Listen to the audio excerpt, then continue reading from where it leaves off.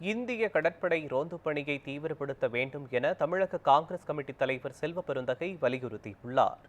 நாகை மீனவர்கள் மீது கடற்கொள்ளையர்கள் தாக்குதல் நடத்தியதற்கு கண்டனம் தெரிவித்து எக்ஸ் தளத்தில் பதிவிட்டுள்ள அவர், ஒரு பக்கம் இலங்கை கடற்படையினர் மீனவர்களை கைது செய்யும் படலம் நடந்து கொண்டிருக்க, மற்றொரு பக்கம் இலங்கை கடற்கொள்ளையர்களும் மீனவர்களை தாக்கி அவர்களின் பொருட்களை அள்ளிச் செல்லும் அதிர்ச்சிகர சம்பவங்கள் நடைபெறுகின்றன என்று குறிப்பிட்டுள்ளார்.